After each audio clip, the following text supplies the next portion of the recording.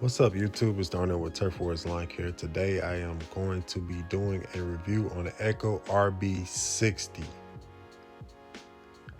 I initially pulled the trigger on this spreader because I wanted a spreader that was an upgrade from the Scott's. I'm coming from the Scott's Pro Edge Guard spreader.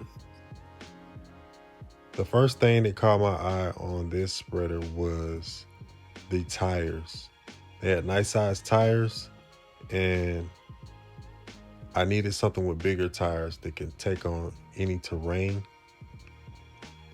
So this was the first thing that I noticed that I did like about the unit.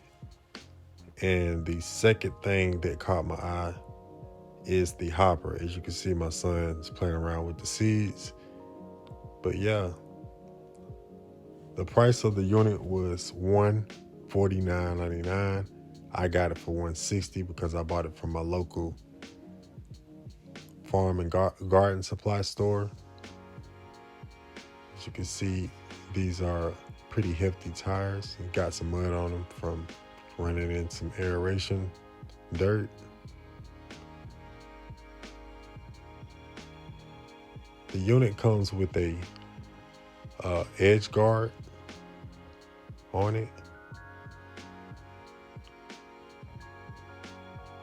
As you can see on the left hand side of the unit, you just flip it down and flip it up. You could kick the unit with your foot to control that.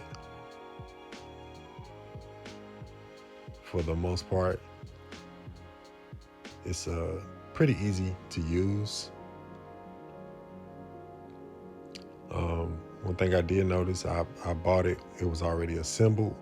The edge guard was coming down a little bit, but after looking into it, you can tighten up the screws that control that part.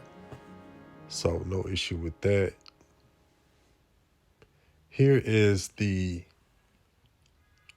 settings where you turn which settings you want on it, and there is also a chart comparing it from Scott's, Vigoro, and Earthway, and also some additional settings on the bottom how to calibrate the unit.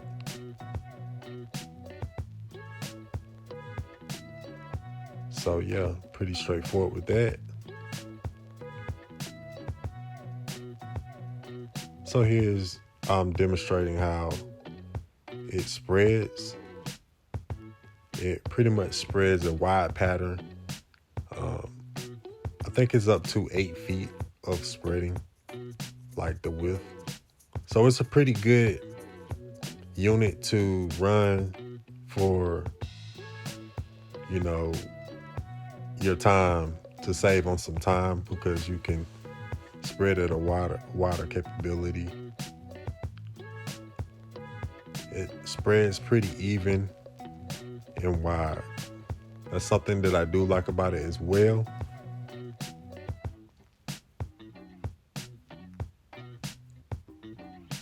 Now I want to get into some of the cons of the unit. What I don't like about the unit is when you get down to the last little bit of product that you have, it's not dispersing well, because the number one problem with that is the agitator. I did notice the agitator is not long enough, nor does it sit low enough to scrape out and disperse the rest of the product. I did shoot a video. I will put it in here that you can see it, what I'm talking about. And this is it right here, just showing where it's not dispersing correctly because of the agitator. Now that could be fixed. I seen where some people use zip ties. They zip tie around the agitator and then it scrapes it out. And also I seen another individual where they 3D printed a wider a longer agitator, and it actually sits lower. And you can buy that 3D print.